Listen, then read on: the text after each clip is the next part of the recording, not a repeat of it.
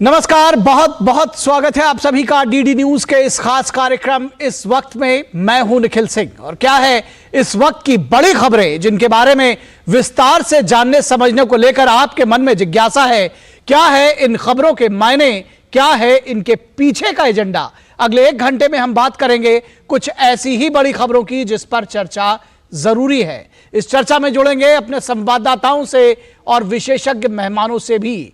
5 राज्यों के चुनाव पर इलेक्शन कमीशन का मंथन जारी है। पर्यवेक्षकों के साथ मीटिंग उसकी बेहद महत्वपूर्ण हो रही है। वहीं फ्रीबी को लेकर के भी मामला एक बार फिर सुप्रीम कोर्ट में उठा है। क्या कुछ है ये पूरा मामला, इस पर बातचीत करेंगे।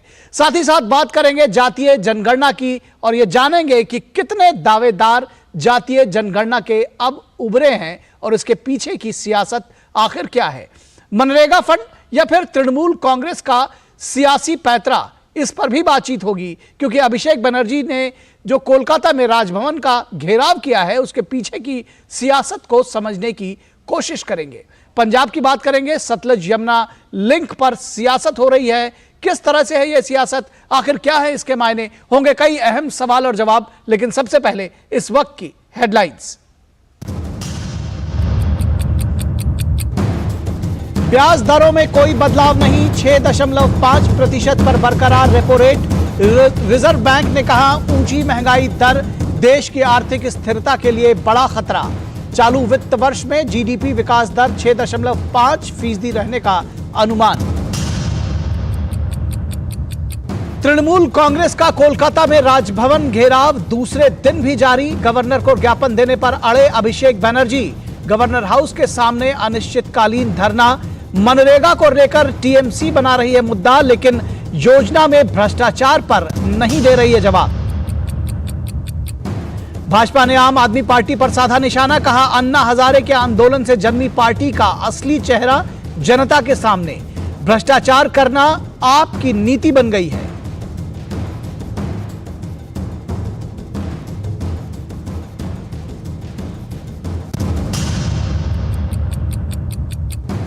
शरद पवार या फिर अजित पवार, किसकी है एनसीपी। आज निर्वाचन आयोग में अहम सुनवाई।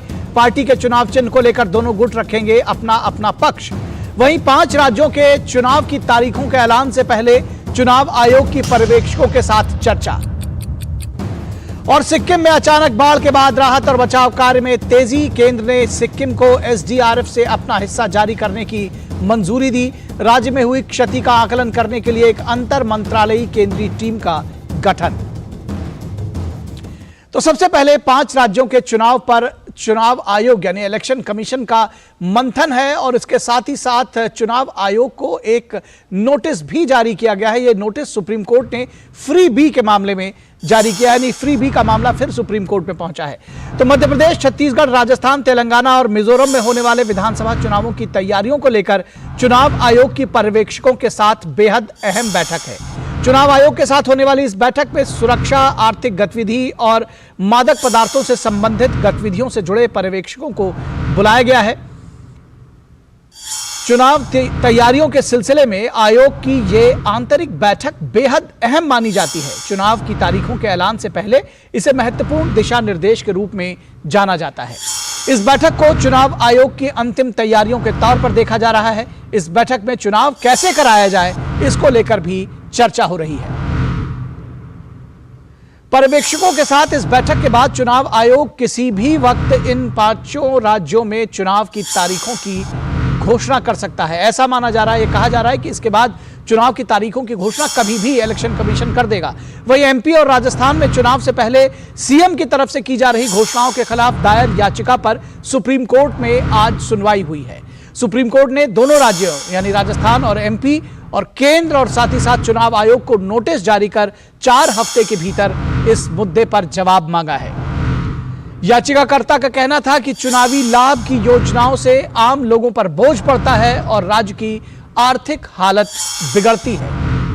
ऐसे में इन राज्यों को और साथ ही साथ चुनाव आयोग को दिशा निर्देश दिए जाएं। सुप्रीम कोर्ट में मुफ्त चीजों के वादों से पर पहले ही एक याचिका लंबित है। कोर्ट आगे उसी याचिका के साथ इस पर सुनवाई करेगा, यानी इन याचिकाओं को अदालत ने क्लब कर दिया है। चुनाव आयोग भी फ्रीबी की योजनाओं पर चिंता जता चुका है। उसका कहना है कि राजनीतिक दलों को इस चलन पर विचार करना चाहिए। प्रधानमंत्री मोदी ने भी सभी राजनीतिक दलों को देश निर्माण में आदर्श स्थापित करने का आग्रह किया था। उन्होंने फ्रीबी की सियासत को देश के लिए घातक बताया था। प्रधानमंत्री मोदी पहले ही लोगों को आगाह कर चुके हैं। पीएम ने कहा था कि लोक लुभावन नारे और फ्रीबी जैसी शॉर्टकट की राजनीति देश में शॉर्ट सर्किट का कारण बनती है। पीएम ने आमजन को इससे सावधान करते हुए कहा था कि जिस देश की राजनीति शॉर्टकट पर आधारित हो जाती है, उसका एक न एक दिन शॉर्ट सर्किट भी हो जाता है।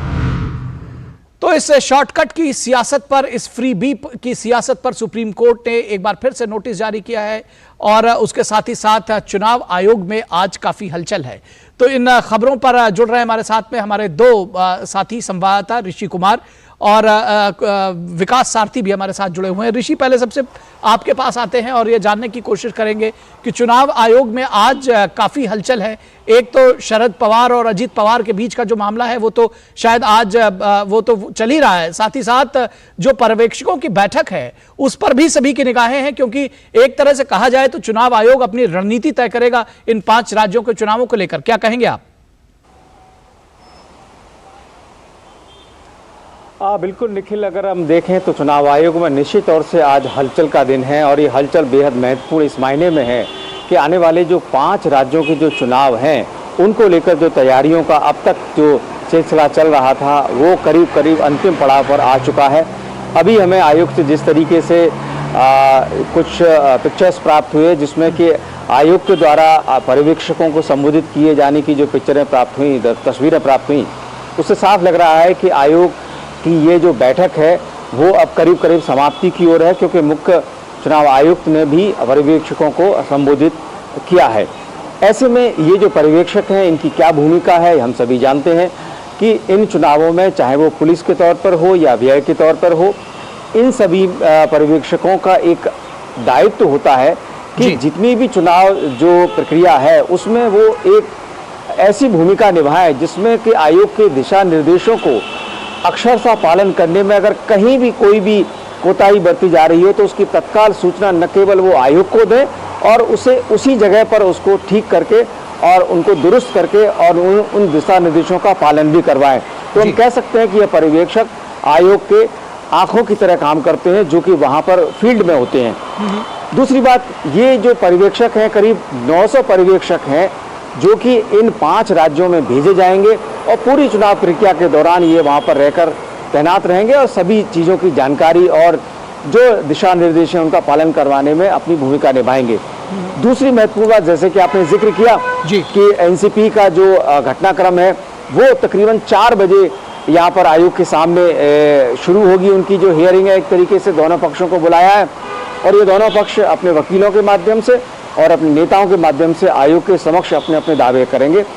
देखना होगा कि ये हियरिंग कितनी चलती है और कितनी तारीखों में तब्दील होती है। जी, निश्चित तौर पर तो ये तो अभी शुरुआत है। फिलहाल सभी की निगाहें इस पर है कि 5 राज्यों के चुनाव से लेकर के आगे किस तरह से बढ़ता है चुनाव आयोग और क्या तारीखों की घोषणा हो सकती है, इस पर भी बात करेंगे। फिलहाल विकास सारथी के पास चलते हैं। विकास, आज एक याचिका आई थी जिसको पुरानी याचिका के साथ क्लब किया गया, लेकिन नोटिस भी जारी किया गया 2 राज्य सरकारों और चुनाव आयोग को। क्या कुछ है पूरी खबर, जानकारी साझा कीजिए। बिल्कुल निखिल, इस तरह की एक याचिका सुप्रीम कोर्ट में पहले से लंबित है। वो याचिका बीजेपी नेता अश्विनी उपाध्याय ने दाखिल की थी और उस वक्त सुप्रीम कोर्ट ने जब सुनवाई की थी तो कोर्ट ने उस वक्त बेंच दूसरी थी और ये कहा था कि इसमें आरबीआई, फाइनेंस कमीशन और पॉलिटिकल पार्टीज़ को मिला करके कोई एक ऐसी समिति बनाई जाए जिसमें इस बात पर गंभीर चर्चा होनी चाहिए, क्योंकि फाइनली इसका असर राज्य की या देश की अर्थव्यवस्था पर पड़ता है। अब जो याचिका आई है उसमें भी यही बात कही गई है कि कुछ ही हफ्ते या कुछ महीने बाकी हैं चुनाव होने में और ख़ासतौर से राजस्थान और मध्य प्रदेश में जो ऐलान किए गए हैं वहाँ की मौजूदा सरकारों की तरफ से, उन पर आपत्ति जताई गई है याचिकाकर्ता की तरफ से और ये कहा गया है कि इन राज्यों की वित्तीय स्थिति पहले ही खस्ता हाल है। ये बात आंकड़ों से साबित है। आरबीआई के पास जो आंकड़े मौजूद हैं उसमें ऐसे लोक लुभावन वायदों की घोषणा करना, कैश दिए जाने का वायदा करना, ये सारी बातें ये मेल प्रैक्टिसेस में आती हैं चुनाव के, और इसीलिए इस तरह के ऐलानों पर पाबंदी लगनी चाहिए। अब सुप्रीम कोर्ट जब इस मुख्य मामले की सुनवाई करेगा तो उसके साथ इस पर भी सुनवाई होगी।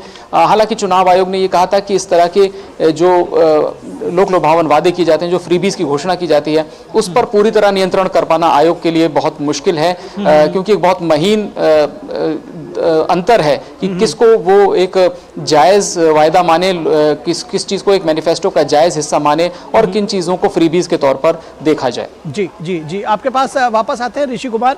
चुनाव 5 राज्यों के चुनावों की तारीख को लेकर की बड़ी गहमा गहमी और जिसको कहते हैं कि नजरें सबकी उस पर लगी हुई हैं। क्या कुछ तारीखें हो सकती हैं, कब तक ये चुनाव पूरे कराए जाने हैं, क्या कुछ अनुमान लगाया जा रहा है?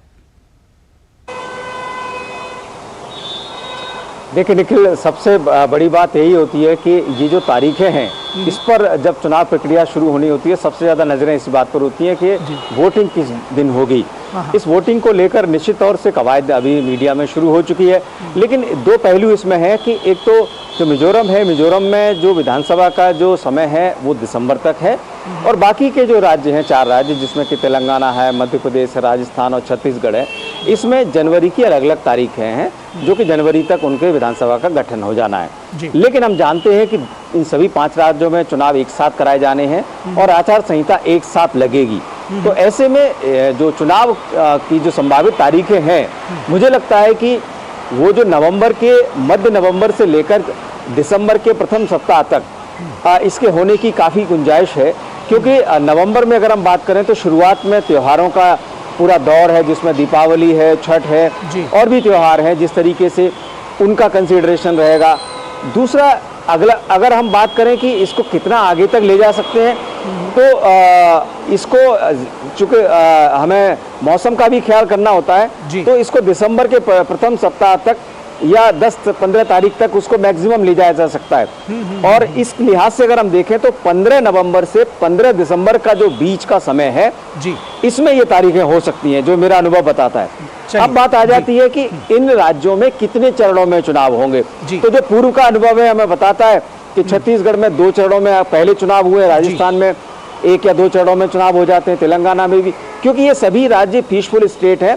सिर्फ छत्तीसगढ़ में जो खासतौर से जो नक्सल प्रभावित इलाके हैं, उनमें आयोग को ये देखना होता है कि वहाँ पर जो वोटिंग है उसमें जो सुरक्षा के इंतजाम है वो एक माइक्रो लेवल पर हो, और वहाँ उस चीज़ को बहुत ज़्यादा कंसिडरेशन करने के बाद आयोग, इसी वजह से हमने देखा है कि छोटा राज्य होने के बावजूद भी वहाँ 2 चरणों में चुनाव होते हैं। अब आयोग इस बार क्या सोचता है, उनके पास क्या इनपुट है, और किस तरीके से जो अलग अलग राज्यों में जब वो गए थे वहाँ क्या मांग आई कि किस तरीके से चुनाव होने चाहिए, कौन सी तारीखें होने, कितने चरणों में होने चाहिए, इन सब चीज़ों को आयोग कंसिडरेशन में रखता है।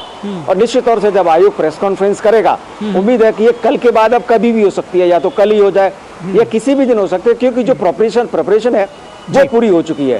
तो अब सबकी नजरें इसी बात पर है कि आयोग की प्रेस कॉन्फ्रेंस कब है और ये तारीख कब आ रही है। जी बिल्कुल, सबकी निगाहें इसी पर हैं कि आयोग की प्रेस कॉन्फ्रेंस कब है, और आप सभी लोग उसका इंतजार कर रहे हैं। बहुत शुक्रिया ऋषि कुमार इस तमाम बातचीत और जानकारी के लिए, और विकास सारथी आपका भी शुक्रिया सुप्रीम कोर्ट से तमाम अपडेट्स हमारे दर्शकों के साथ साझा करने के लिए। बहुत शुक्रिया।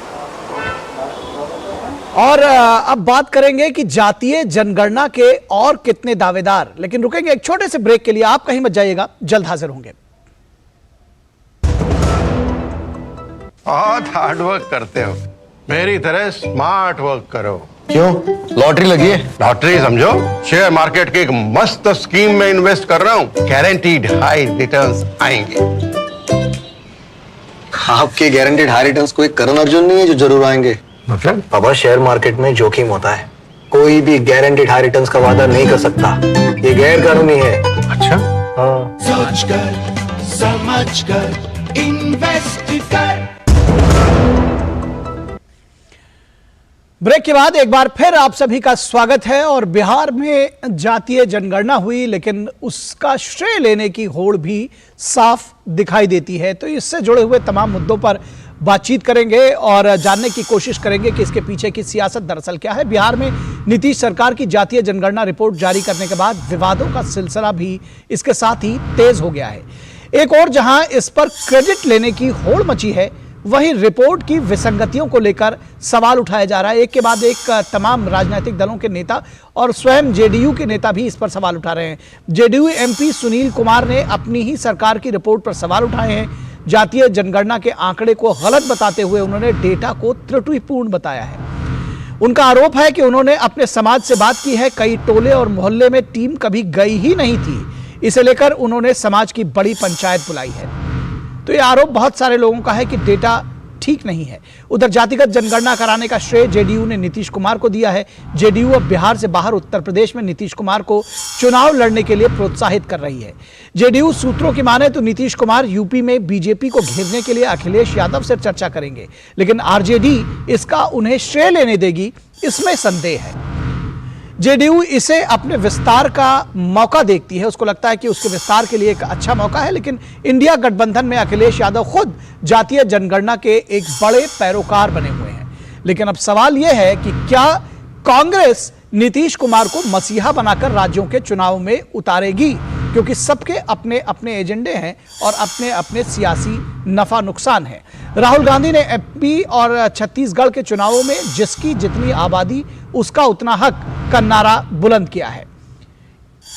महिला आरक्षण पास होने के बाद कांग्रेस ने जातिगत जनगणना को एक बड़ा मुद्दा बनाया है और इसीलिए इस तरह के नारे दिए गए हैं। तो इसके पीछे की भी एक बड़ी सियासत है। उधर कर्नाटक सरकार ने एक बड़ा फैसला लेते हुए राज्य के शहरी निकाय चुनावों में 33% आरक्षण पिछड़ा वर्ग के लिए सुरक्षित रखा है।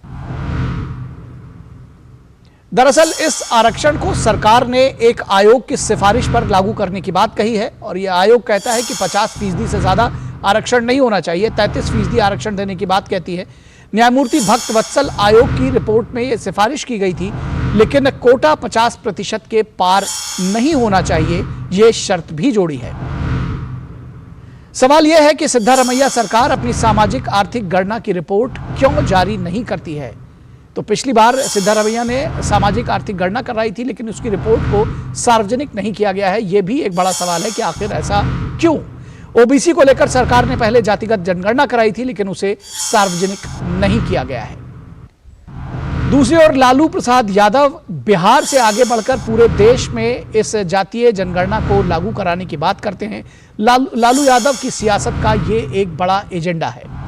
जाहिर है विपक्ष मोदी सरकार के विकास और स्थायित्व के एजेंडे को काउंटर करने के बजाय जातिगत जनगणना पर बहस चाहती है।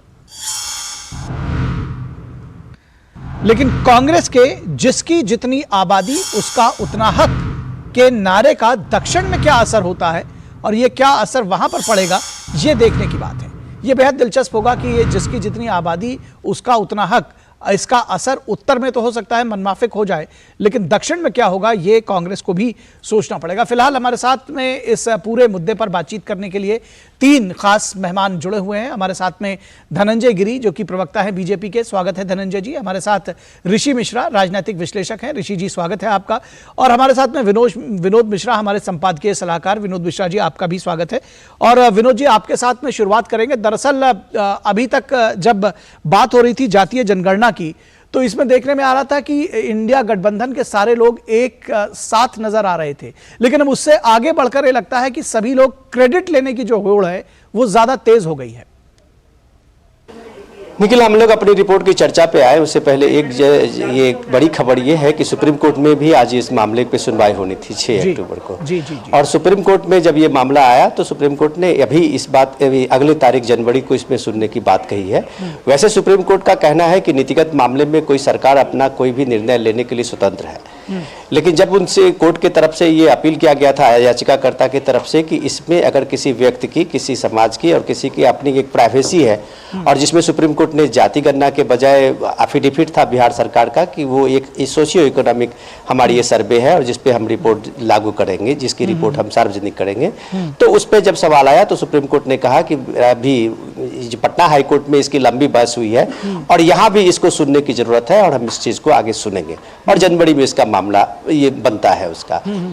रही बात कि जब आप आपके सवाल पे आते हैं कि उसकी चर्चा में आप देखिए कि आज ही जेडीयू के एक एमपी ने इस पे सवाल खड़ा किया है और जेडीयू के एमपी ने यह सवाल पूछते हुए कहा कि जो हमारे समाज की आबादी है उस आबादी से कम कैसे दिखाया गया है। तो एक तरह से जो त्रुटिपूर्ण इसकी विसंगतियां है इस पूरे जातिगत गणना के सर्वे में, उसको खुलासा करते हुए जो सुनील कुमार जी है, वो सांसद है, जेडीयू के सांसद है, वो कह रहे हैं कि भाई ये सबसे बड़ी बात है कि हमने जो अपने समाज में, अपने टोले में, मोहल्ले में पूछा है, तो ये सर्वे करने की कोई टीम उसके यहाँ नहीं पहुंची है।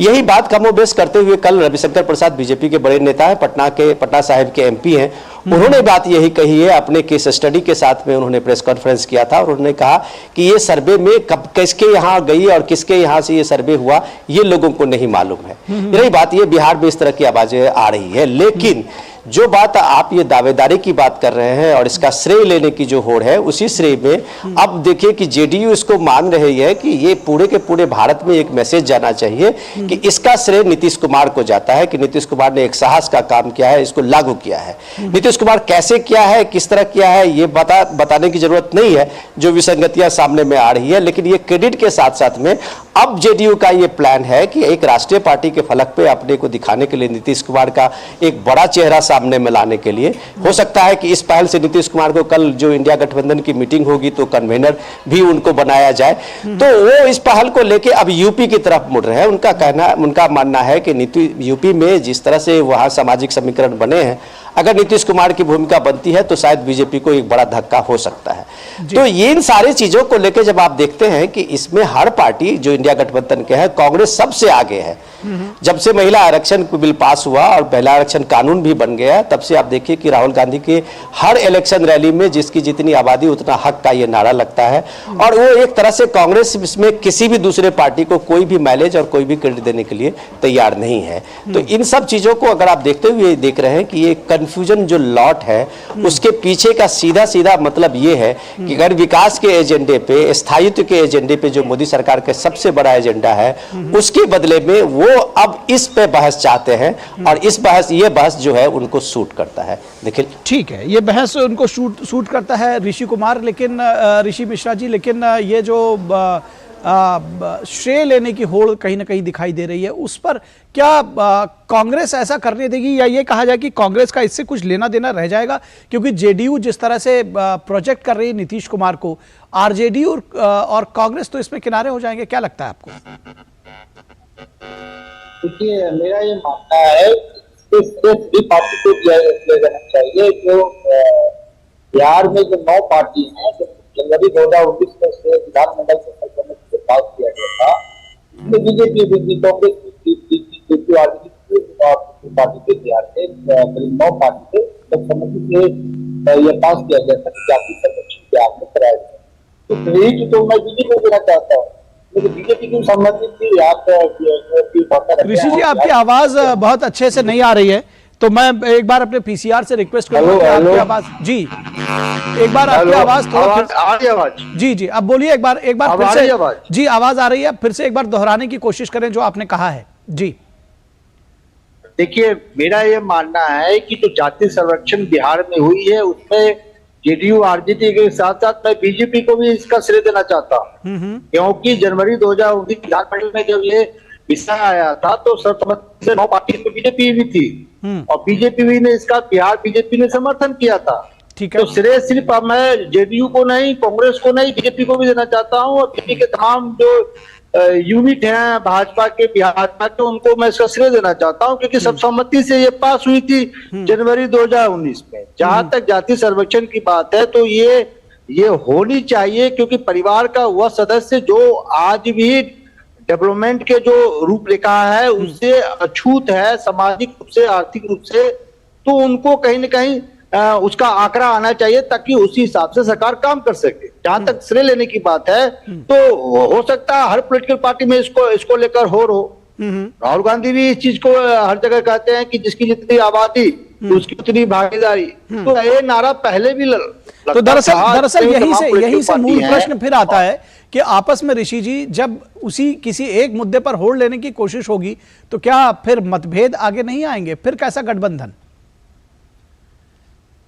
देखिए, इसमें मुझे नहीं लगता है कि कोई मतभेद होगा जेडीयू कांग्रेस या आरजेडी में। मुझे लगता है कि जातीय जनगणना को लेकर सभी पार्टी एकजुट है हो सकता है कि कुछ कुछ बिंदुओं पे मतांतर हो। आप पूछ लीजिए भाजपा के नेता हैं क्या वो जातीय जनगणना का विरोध करते हैं? नहीं, मुझे अभी तो लगता है बात कि हो रही है भाजपा कि के श्रेय नेता लेने होगा की जो बात जातीय जनगणना का विरोध करते हैं। दरअसल ऋषि मिश्रा जी हो रही है कि इसमें बात नहीं हो रही, बात ये हो रही है कि आखिर श्रेय कौन लेगा, और इसको आप भी समझ रहे हैं। पहले आप मंद मंद मुस्कुरा रहे थे और अब आप खुलकर हंसे हैं, क्योंकि आपको भी इसका निहितार्थ जो है वो समझ में आ रहा है। धनंजय जी, आपको लगता है कि इस तरह का जो आर्थिक गणना के जो तमाम आंकड़े, दरअसल आर्थिक गणना इसको नहीं कहा जाएगा क्योंकि जो सवाल थे आर्थिक गणना से जुड़े हुए वो तो आए नहीं, और यही उस पर बड़ा सवाल है। लेकिन आपको लगता है कि ये जो जातीय जनगणना है, इसके पीछे की जो सियासत है, उससे कहीं ना कहीं, क्योंकि ये कहा जा रहा है कि इस पर जो एक बीजेपी के लिए कोई चुनौती हो सकती है ओबीसी वोट बैंक को लेकर के, ऐसा आपको लगता है?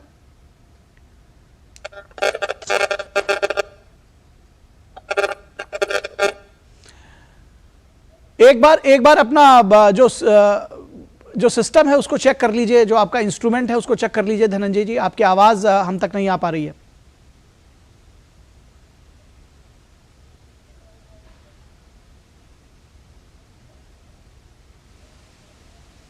निखिल जी, अब आवाज आ रही है? जी आ रही है। जी जी जी निखिल जी, सबसे बड़ी समस्या ये है कि इस देश का प्रधानमंत्री आज पिछड़ों के पिछड़ा है और पिछड़ों का प्रणेता भी है, किसानों का कर्णधार भी है। नोनिया कुम्हार जितने भी छोटे छोटे दल हैं, उन सबों का छोटे छोटे जो की संख्या है, हम लोहिया के सिद्धांत का समर्थन करते हैं कि जिसकी जितनी संख्या भारी उसकी उतनी हिस्सेदारी। लेकिन क्या जिसकी हल्की संख्या उसकी होगी हकमारी? ये तो नहीं हो सकने देंगे ना, क्योंकि आदरणीय प्रधानमंत्री क्या कहते हैं? सबका साथ, सबका विकास, सबका विश्वास और सबका प्रयास। पूरे नीतीश जी के हम सर्वे के साथ हैं, लेकिन सर्वे के नाम पर हो रही सियासत के साथ नहीं है। हम ये कह रहे हैं कि आपने 27 कॉलम बनाए थे, चांद से आंखें, चांद पे चलो सूरज से आंखें मिलाओ, नीतीश कुमार का से अपनी जात बताओ, नहीं तो मैं बता देता हूं कि तुम किस जात के हो। भाई क्या कमाल कर दिया आपने, उसकी जाति बता दी। उसका रोड मैप क्या है? पर कैपिटा इनकम क्या है? 2,61,000 करोड़ के बजट में मात्र 31,000 करोड़ का कंट्रीब्यूशन भी आता है। दरअसल इसके पीछे, हाँ, दरअसल इसके पीछे तर्क भी सुप्रीम कोर्ट में। जी निखिल जी, ये जो मरसिया पढ़ने की कोशिश की गई, जो कहा कि मास्टर स्ट्रोक, ये मास्टर स्ट्रोक नहीं है। 33 साल में गंगा का बहुत पानी बढ़ गया, ये राजनीति की मरसिया पढ़ दी जाएगी नीतीश कुमार की। ये अंतिम समय है। आज का युवा पीढ़ी, आज का जागरूक जनमन, आज का बिहार का लड़का ये जानता है। वो कह रहा है कि पूछो, हमसे पूछो ना कि कहां जात हो भाई और क्यों जात हो भाई। 52% बिहारी क्यों पलायन कर रहा है? ठीक है। दरअसल ये जब आंकड़े दिए गए थे और ये कहा गया था सुप्रीम कोर्ट में, तो यही कहा गया था कि ये आर्थिक सामाजिक सर्वेक्षण होगा ताकि जो विकास की योजनाएं हैं वो उसको लागू किया जा सके, लेकिन ये होता हुआ नहीं दिखा। विनोद जी, आपको लगता है कि ये जो जाति का मकड़जाल है हमारी सियासत में, ये विकास के एजेंडे को पीछे ढकेलता है? ये कहीं ना कहीं बात आप कुछ भी करें, आर्थिक सामाजिक कुछ भी करें, लेकिन आ जाता है उसी जाति पर, उसी वोट बैंक पर। ये एक स्वस्थ राजनीति के लिए, देश के विकास के लिए ठीक नहीं है। निखिल, मैं थोड़ा सा पीछे आपको एक बैकग्राउंड बता रहा हूँ कि अभी थोड़े दिन पहले राहुल गांधी की एक रैली हुई थी छत्तीसगढ़ में, और राहुल गांधी ने उस रैली में पहले बार नारा दे के वही शुरुआत की थी कि उससे कि जिसकी जितनी आबादी उसका उतना हक। और अगले दिन आप देखें कि अभिषेक मनु सिंह भी, वो भी कांग्रेस के बड़े नेता हैं, उन्होंने ट्वीट किया था, बाद में उसको डिलीट कर दिया। लेकिन उन्होंने कहा कि अगर ऐसी व्यवस्था बनेगी तो ये देश कहाँ जाएगा? क्या आप इस देश पे बहुसंख्यकवाद लाना चाहते हो? क्या आप थोपना चाहते हो इस जो भी वहाँ पे समाज हैं, जो लोग हैं, उस पर आप बहुसंख्यक थोपोगे? तो जैसे किया, जयराम रमेश का भी ट्वीट आ गया, उन्होंने कहा इनकी निजी राय है और पता नहीं किस व्यवस्था में और किस मजबूरी में सिंघवी साहब अपना ट्वीट डिलीट करके निकल लिए। लेकिन इसी बात को चर्चा करते हुए प्राइम मिनिस्टर मोदी जब तेलंगाना की एक बड़ी रैली को संबोधित कर रहे थे, तो उन्होंने कहा था कि आप इस देश को किस दिशा में ले जा रहे हैं। जो इस तरह के आप नारा लगा रहे हैं या जिस तरह की आप सियासत कर रहे हैं, उससे कितना बड़ा इस देश को नुकसान होने वाला है, इसको समझने की जरूरत है। 2026 में डिलिमिटेशन होना है इस देश में, और उस डिलिमिटेशन में आप देखिए कि जनसंख्या के अनुपात में उत्तर और दक्षिण का आप देखिए कि किस तरह का ये अनुपात बना है। तो आप क्या वहाँ डिलिमिटेशन में दक्षिण भारत के जो एमपी के सांसद बनेंगे या उनकी नई सीटें होगी, उसकी संभावना को आप खत्म कर देंगे? राहुल गांधी जब कह रहे हैं कि जिसकी जितनी आबादी उसका उतना हक, तो दक्षिण का हक मारा जाएगा। तो इस तरह की सियासत जब आप पैन इंडिया की तरफ में देखते हैं और एक पूरे एक नेशन के रूप में देखते हैं, तब आप एक नेशन के रूप में उसे एक धोखा में ले जा रहे हैं, एक भ्रम फैला रहे हैं। रही बात जो धनंजय जी बता रहे थे कि सवाल ये था इसमें इंपॉर्टेंट कि आप एक सामाजिक आर्थिक सर्वेक्षण की बात सुप्रीम कोर्ट में एफिडेविट दे के लाया था, जिसमें कॉन्स्टिट्यूशनली ये प्रोविजन है कि किसी देश के किसी भी जनता की जाति की बात हो या उसके पर्सनल कोई भी ऐसी ये हो सर्वेक्षण हो तो उसकी रिपोर्ट देने का अधिकार सिर्फ सेंटर को है, ये किसी स्टेट को नहीं है जी। लेकिन ये स्टेट ने एक आगे बढ़ के इस चीज को अपना सिर्फ एक कॉलम जो धनंजय जी कह रहे थे सिर्फ एक कॉलम को प्रकाशित किया है, तो डेफिनेटली ये माना जाएगा कि आपको विजन 2024 के जो आप निकले हैं आपके पास नरेंद्र मोदी के विकास के एजेंडे को काउंटर करने के लिए कुछ नहीं है। आप समाज में एक 90 वाला भ्रम फैला रहे हैं जो लालू यादव स्पीच के माहिर है। रही बात जब आप अपनी रिपोर्ट में पढ़ रहे थे कर्नाटक वाले इशू को, आप वहां क्या हो रहा है 2017 में उसी तरह की रिपोर्ट कर्नाटक सरकार सिद्धरामैया ही चीफ मिनिस्टर थे उन्होंने तैयार की थी और उस रिपोर्ट को आज तक लागू नहीं किया गया। आज सिद्धरामैया अगर ये कह रहे हैं अपने कैबिनेट में एक जस्टिस की जो कमेटी है उसकी अनुशंसा को मान रहे हैं कि ओबीसी का जो आरक्षण है वो 33% हम शहरी निकाय के चुनाव में करेंगे, तो ये सवाल तो उनको पूछा जाना चाहिए कि जो सामाजिक आर्थिक आपने किया था सर्वे, उस सर्वे की रिपोर्ट को आप क्यों नहीं सार्वजनिक कर रहे हैं जैसे बिहार ने किया है। तो जहां जहां आपको प्लस माइनस में फायदा दिख रहा है वहां उस चीज को आप आगे बढ़ के कर रहे हैं। इस देश के करदाताओं ने 10,000 करोड़ से ज्यादा रुपया पिछले 2010 से लेकर अब तक खर्च किया है सिर्फ इस सर्वेक्षण के लिए, लेकिन जनता को क्या मिला है? करदाताओं के सामने में किस तरह की सर्वे आई है वो आप बिहार के जातिगत ये जनगणना जो है उससे आप देख सकते हैं। निखिल जी बिल्कुल। ऋषि जी, आपको लगता है कि जिस तरफ ये हमारी चर्चा जा रही है और जो ये सवाल हमारे जहन में उठ रहे हैं दरअसल कि इसके फायदे कुछ भी होते हों, अदालत में कहा जाता है कि आर्थिक सामाजिक सर्वेक्षण है, आती जो जातीय जो आंकड़े हैं वो सामने आते हैं, ये कहीं ना कहीं विकास को पीछे ढकेलते हैं। अगर ओवरऑल पूरे देश की सियासत की बात कही जाए, आपको लगता है कि इस तरह की सियासत बंद होनी चाहिए?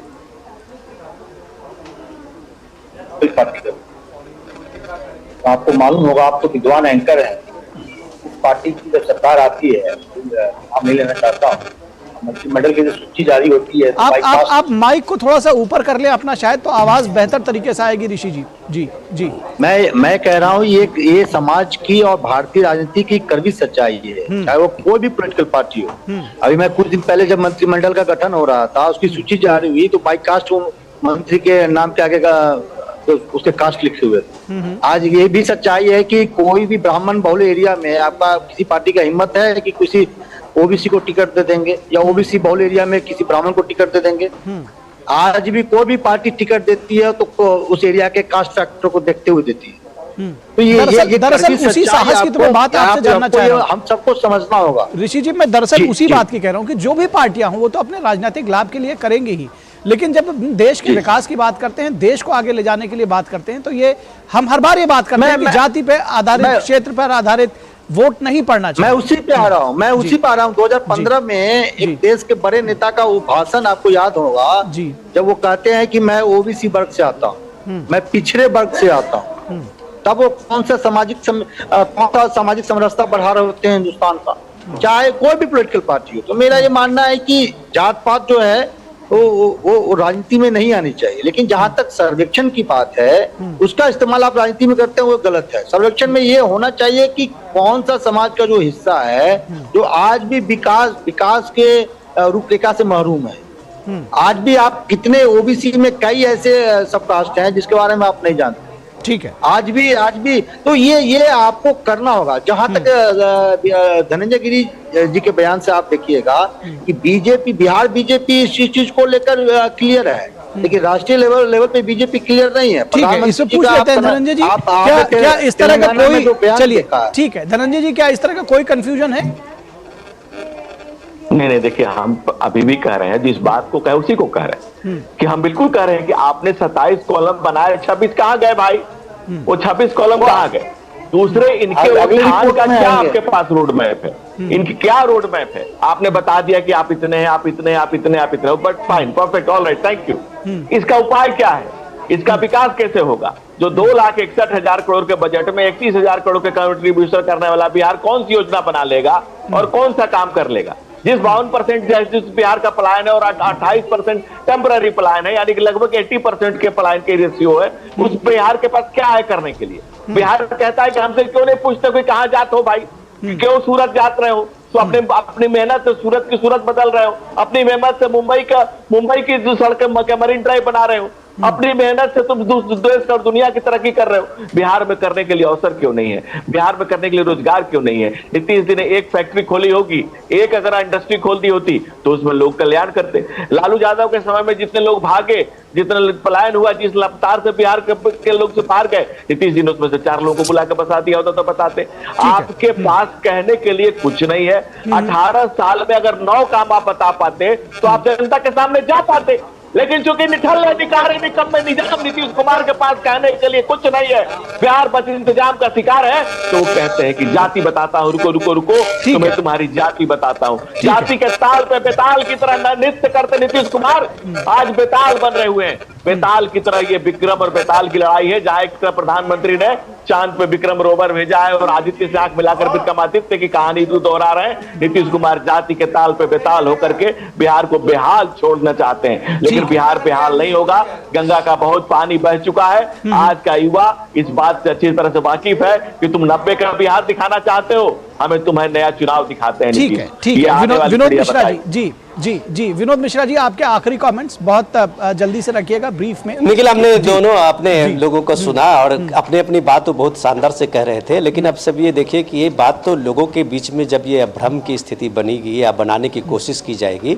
तो एक बात तो सामने में जरूर है कि ये आप 1990 का भारत और आज के भारत में बहुत बदल गया है।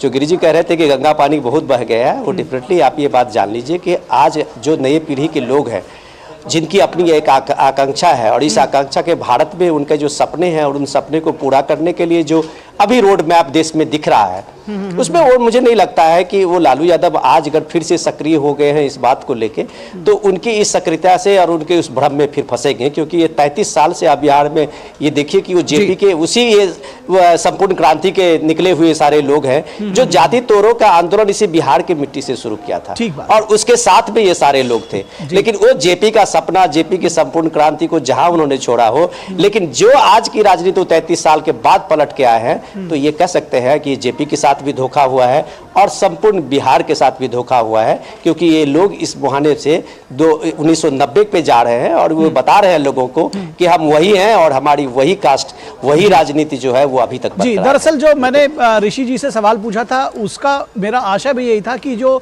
राजनीतिक सच्चाई तो ये जरूर हो सकती है। ऋषि जी, समय बिल्कुल नहीं रह गया, अब एक राउंड और नहीं चला पाएंगे, आप लोगों से मैं इजाजत लूंगा, लेकिन मैं बस यही कहना चाह रहा था कि दरअसल लेकिन इच्छा शायद सभी भारतीय की होगी कि ये जो जाति की राजनीति और उसके आधार पर जो वोट पड़ते हैं ये बंद होने चाहिए। फिलहाल फिर कभी इस चर्चा को और आगे बढ़ाएंगे। विनोद मिश्रा जी आपका, ऋषि मिश्रा जी आपका और धनंजय गिरी जी आपका बहुत शुक्रिया हमारे साथ जुड़ने के लिए।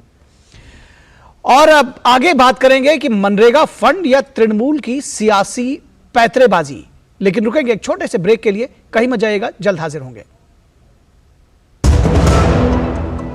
बहुत हार्ड वर्क करते हो, मेरी तरह स्मार्ट वर्क करो। क्यों? लॉटरी लगी है? लॉटरी समझो, शेयर मार्केट की एक मस्त स्कीम में इन्वेस्ट कर रहा हूं, गारंटीड हाई रिटर्न्स आएंगे।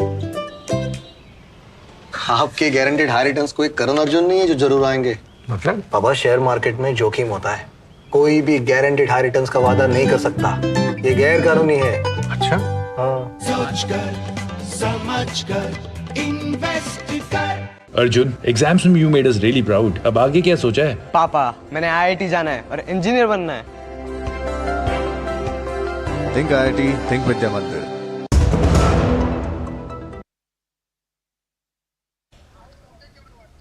ब्रेक के बाद एक बार फिर आप सभी का स्वागत है और अब बात करेंगे पश्चिम बंगाल के सियासत की। बात करेंगे मनरेगा फंड या फिर तृणमूल का सियासी पैतरा। मनरेगा सहित कई अन्य केंद्रीय योजनाओं के बकाया फंड को मुद्दा बनाकर तृणमूल कांग्रेस के नेता अभिषेक बनर्जी के नेतृत्व में तृणमूल कांग्रेस का कोलकाता में राजभवन के बाहर धरना जारी है। अभिषेक ने कल घोषणा की थी कि राज्यपाल जब तक कोलकाता नहीं लौटते हैं और तृणमूल प्रतिनिधि मंडल से मुलाकात नहीं करते हैं, यह धरना जारी रहेगा। और यह धरना कल से जारी है। राज्यपाल डॉक्टर सीवी आनंद बोस राजभवन में नहीं है और वो बाढ़ प्रभावित उत्तर बंगाल के जिलों के दौरे पर हैं। कम से कम कल तक ये स्थिति थी।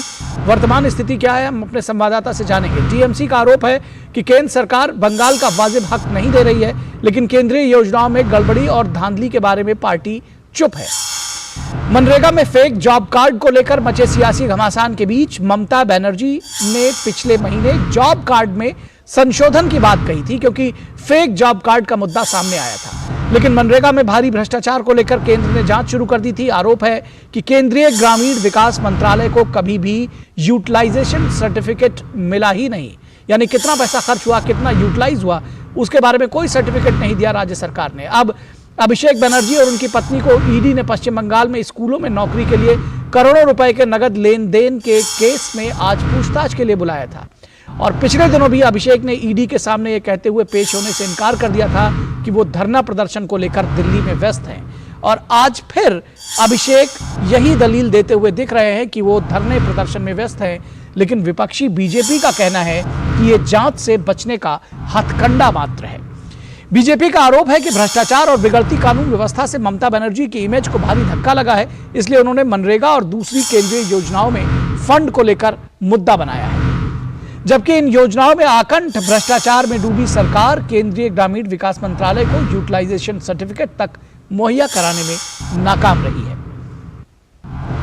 तो बीजेपी के बंगाल अध्यक्ष सुकांतो मजूमदार का कहना है कि राज्य सरकार ने लोगों के पैसे खाए हैं, इसलिए लोगों तक उनका वाजिब हक पहुंचा ही नहीं। और इस पूरी खबर पर बातचीत करने के लिए हमारे साथ हमारे संवाददाता प्रसेनजीत बख्शी जुड़े हुए हैं हमारे साथ। प्रसेनजीत, सबसे पहले तो ताज़ा सूरत हाल बताइए, क्या अभी भी राजभवन के बाहर उसी तरह का जो धरना प्रदर्शन और जो एक अफरा तफरी का माहौल है, क्या वो भी बना हुआ है अभी? क्या कुछ है और इसके पीछे की सियासत भी हम आपसे समझने की कोशिश करेंगे कि आखिर ये धरना प्रदर्शन क्यों?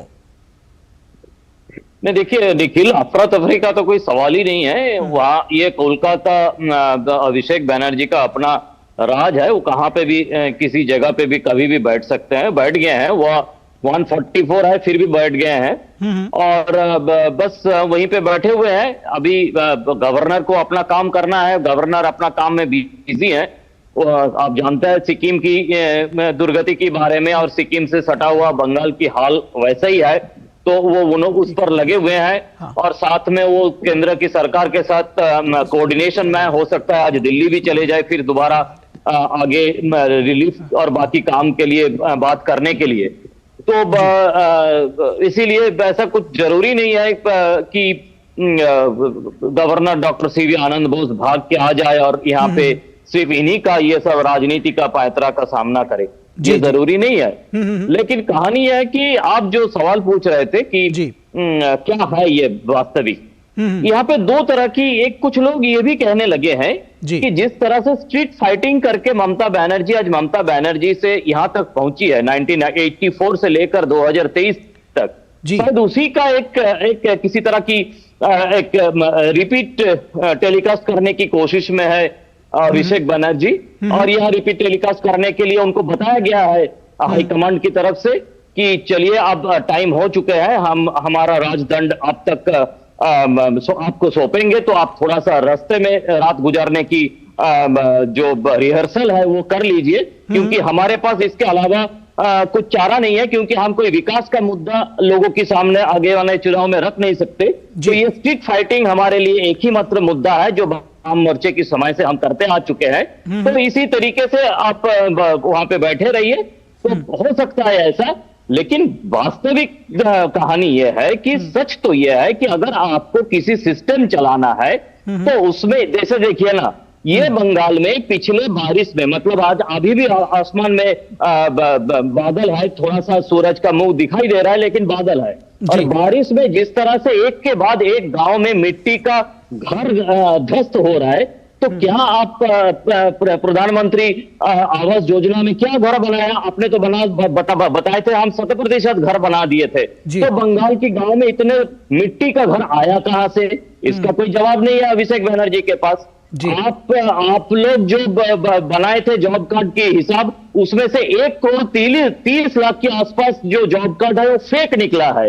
ये आप ही लोगों ने बनाया और आप ही लोगों ने इसका पैसा खाया है। तो क्या आप अभी राजभवन के सामने बैठ के फायदा क्या है? आप तो दिल्ली गए थे, दिल्ली में जाके क्यों अपना जो मांगे है वो मांग नहीं रख पाया? क्यों ऐसा झूठे बात आपने कहा कि आप लोग इंतजार कर रहे थे मिनिस्टर की घर के सामने, चेंबर के सामने, और मिनिस्टर आपसे मुलाकात नहीं की, जबकि मिनिस्टर अपना घड़ी दिखा के बता दिए थे किस तरह से वो इंतजार कर रही थी अंदर, और 5 की जगह 20 लोग लेके वो अंदर जाने की जिद पकड़ के बैठे हुए थे। कोई किसी रिप्रेजेंटेशन 20 लोग से होता है क्या? यहाँ पे भी गवर्नर क्या 20, 25, 30, 50 लोगों को अंदर जाने देंगे? ये हो सकता है क्या? तो कहानी यह है कि पूरी तरह से ये एक आई वॉश है, और जिस तरह से एनफोर्समेंट डायरेक्टरेट पूरे बनर्जी परिवार के ऊपर, पूरे बनर्जी परिवार के ऊपर, अभिषेक बनर्जी, उनकी पत्नी रुजिरा बनर्जी, उनकी मां लता बनर्जी, उनके पिता अमित बनर्जी, सबके ऊपर शिकंजा कसना शुरू कर दिया। उसकी जो फर्जी कंपनी है लिप्स एंड बाउंड्स को लेके, उससे अगर नजर हटाना है तो इस तरह से कोलकाता के लोगों को पूरी तरह से परेशानी में डाल के, वो जो राजभवन है पूरे सेंट्रल कोलकाता में है, वो रास्ता बंद करके 144 को तोड़ के वहां पे जी, दरअसल ये सवाल मेरा अगला प्रसेनजीत यही था कि जो ईडी की कार्रवाई है, क्या ये सारा आईवाश उसी से बचने के लिए है? और कहीं ना कहीं क्योंकि जब दिल्ली में थे वो तब भी ईडी का संबंध था, तो ये कहा गया कि भाई हम तो दिल्ली में पार्टी के कार्यक्रम से हैं, और आज फिर इसी तरह का मामला सामने आ रहा है, तो ये क्या एक बचाव का तरीका है ईडी की तरफ से? क्या कुछ कार्रवाई हो रही, वो भी हमारे दर्शकों को बताएं। देखिए, ईडी की तरफ से कार्रवाई पूरी अपने रास्ते पे है, बाकी तो अदालत की निगरानी में है, वो इसके डिटेल में मैं नहीं जाना चाहता हूं, लेकिन ये तभी आप सुने हैं किसी भी जगह पे एक बेटा, उसकी पत्नी, उसकी पिता, उसकी माता एक ही कारण से, मतलब लिप्स एंड बाउंड्स, एक ही कारण, और इसके अलावा कई अलग ये है आरोप है इनके ऊपर।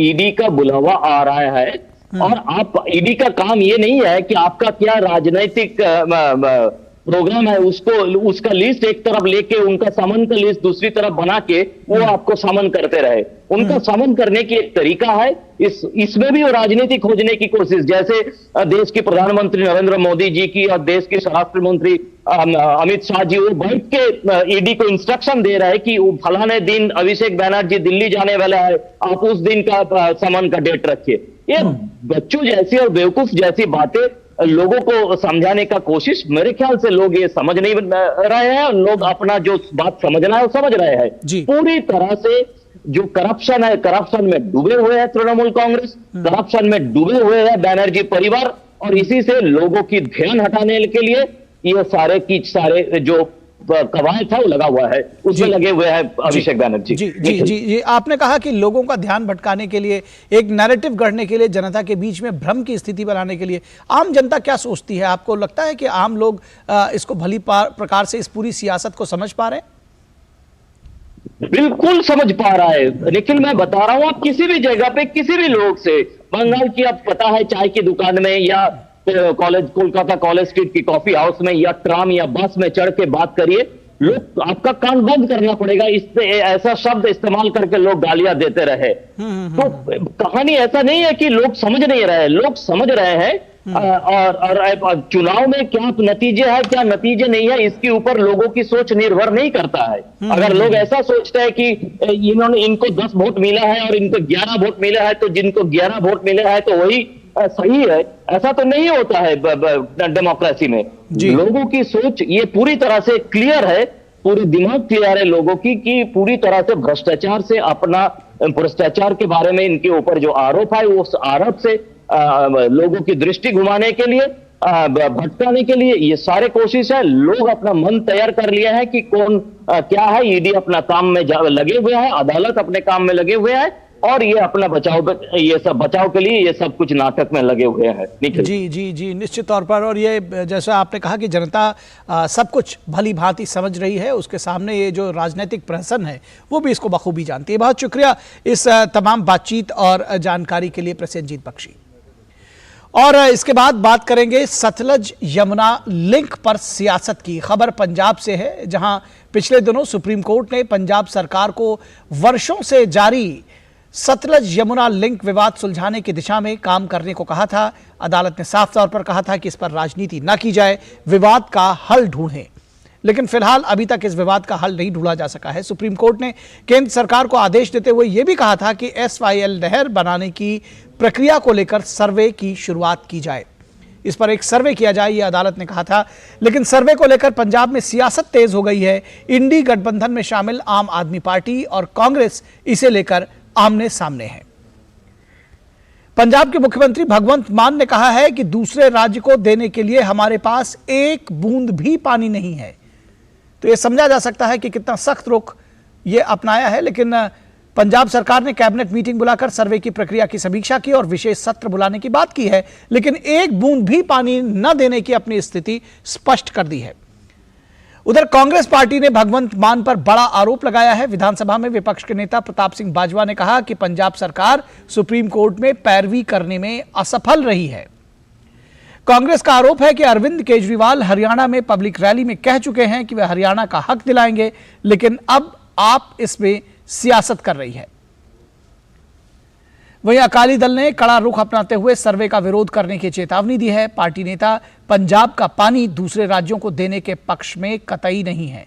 तो अकाली दल ने इसका विरोध किया है, कांग्रेस ने भी विरोध किया है। हरियाणा के मुख्यमंत्री मनोहर लाल खट्टर का आरोप है कि पंजाब सरकार सुप्रीम कोर्ट के आदेश का अनुपालन नहीं कर रही है। तो चूंकि हरियाणा भी उसमें एक अफेक्टेड स्टेट है, इसलिए उसका भी ये रिएक्शन आया और उसका कहना है कि सुप्रीम कोर्ट के जो आदेश है उसका अनुपालन नहीं हो रहा है। अब तक कई बैठकें हुई हैं, लेकिन सियासत के कारण हल नहीं ढूंढा गया है। मामला जस का तस बना हुआ है। और सतलज यमुना लिंक विवाद पर शिरोमणि अकाली दल के अध्यक्ष सुखबीर सिंह बादल ने कहा है कि पंजाब के पानी के एक बूंद भी वे राज्य से बाहर नहीं जाने देंगे। भगवंत मान नूं ते केजरीवाल नूं मैं स्पष्ट लफ्ज़ां नाल कहना चाहना, जो मर्जी तू बयान दिया सुप्रीम कोर्ट, जो मर्जी तू फैसला लिया, एक बूंद पंजाब दी बाहर नहीं जाऊगी। सारे पंजाबी, सारी पंथ, सारे लोग पंजाब दे एक बूंद नहीं ले जान देणगे। तू जिन्ना मर्जी जोर ला ला, पर मैं तैनूं इन्ना दसदा, आ जिहड़ी करतूत है इस करके पंजाब दे लोग तैनूं सबक भी सिखाउणगे। ते असी गवर्नर साहब नूं अज कह के आए हैं कि आप मुख्यमंत्री रहन दे लायक नहीं भगवंत मान। और पंजाब विधानसभा में विपक्ष के नेता प्रताप सिंह बाजवा ने कहा है कि पंजाब सरकार सुप्रीम कोर्ट में पैरवी करने में असफल रही है। ये बहुत सीरियस पंजाब के पानियों को बचाने के लिए एक जो फटकार है, ये एक बेसिकली सुप्रीम कोर्ट की जो एक मानसिक तौर पर सोच है, उनकी सोच कौन सी तरफ जा रही है। तो ये दिखाती है कि पंजाब के पानियों को बचाने के लिए Punjab will immediately have to act. Punjab के मिनिस्टर कॉम्प्लेक्स से आज आप सारी प्रेस की इनवाइट पढ़िए, वहाँ अशोक तंवर जो वाइस प्रेसिडेंट है वो हरियाणा की गुहार लगा रहे हैं पंजाब के मिनिस्टर के घर में बैठे हुए। कितनी सिंसियर भगवंत मान और आपकी टीम है। ये टोटल ड्रामा कर रहे हैं। आज जो इनकी वो पानी की बौछारें चंडीगढ़ में या दिल्ली में हैं, ये एक टैसिट अंडरस्टैंडिंग। हमारा मानना है कि पहले से ही भगवंत और केजरीवाल ये पंजाब के लिए घातक है। तो सियासत जारी है सतलज यमुना लिंक के पानी को देने के लिए, नहर के उस पानी के लिए। और सबसे खास बात है कि एक दूसरे के ऊपर आरोप प्रत्यारोप तो लगा ही रहे हैं, लेकिन जब पानी हरियाणा को देने और उससे आगे दिल्ली तक देने की बात आएगी तो कहीं ना कहीं आम आदमी पार्टी की दो सरकारें, यानी कि दिल्ली की सरकार और पंजाब की सरकार भगवंत मान, जैसा कि हमने आपको बताया कि वो साफ तौर पर कह चुके हैं कि एक बूंद भी पानी वो सतलज यमुना लिंक से आगे नहीं देंगे। तो क्या दिल्ली का पानी भी रोकेंगे आगे चलकर भगवंत मान? ये भी एक बड़ा सवाल होगा। फिलहाल कांग्रेस और आम आदमी पार्टी, जो कि इंडी गठबंधन के ही दल हैं, फिलहाल इस मुद्दे पर आमने सामने हैं। तो आज के इस वक्त में बस इतना ही। हमारी पूरी टीम को दीजिए इजाजत। नमस्कार।